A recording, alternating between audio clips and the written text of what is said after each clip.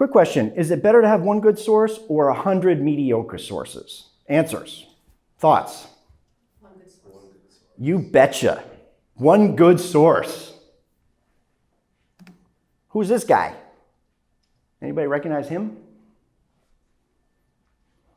Well, remember we talked about that New York Times article that just won the Pulitzer Prize for investigative reporting, right?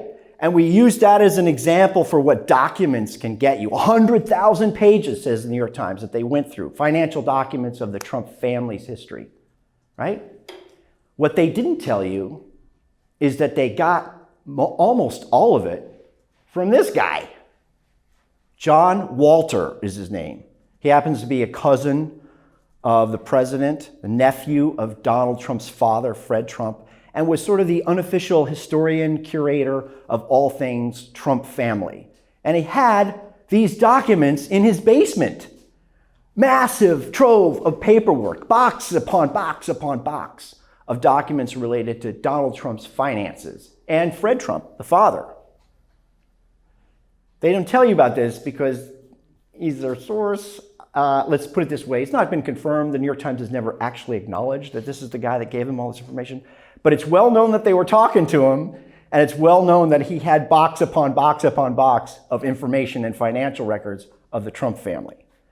So, yes, documents great. Better to have one guy who can give you all those documents. All right? That's how they got it. This guy, John Walter. Who's this guy? Any thoughts? He is the man behind the #1 most successful investigative series in U.S. history. That is Mark Felt. Mark Felt. He is otherwise known as Deep Throat, right? He's the guy who steered Woodward and Bernstein to all the important information, or most of the important information that they got during the Watergate scandal. All right? And this isn't just a historical thing. Guess what's happening now in the White House? A lot of stuff, right? So who is getting all of this stuff? This White House reporting is the driving engine behind all of this new interest in journalism. It's a couple dozen people who are breaking the biggest stories. Check it out, right? Do a search on blockbuster White House exclusives. They're coming from the same group of people, and it's a relatively small group.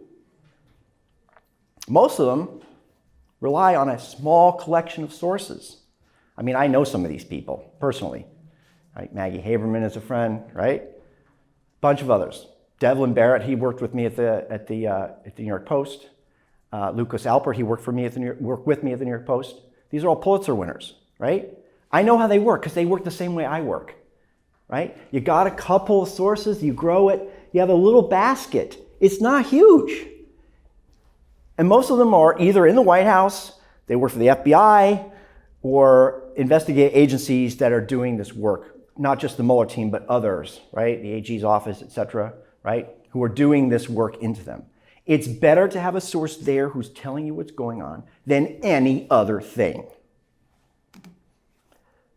Here's a good example, right? Who's that? Or who are these two people, right? On the left, Emily Jane Fox from Vanity Fair. She's crushing it, right? She's one of those 25, right?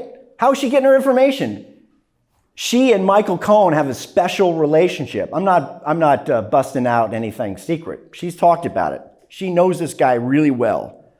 How many of her stories came from Michael Cohen? I don't know, but a lot. She has made a career for herself because of Michael Cohen.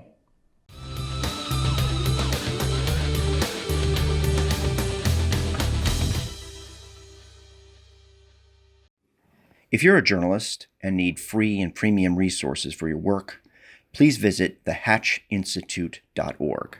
If you're a journalist and are in need of news archives and a database for finding people, go to expertaccess.org.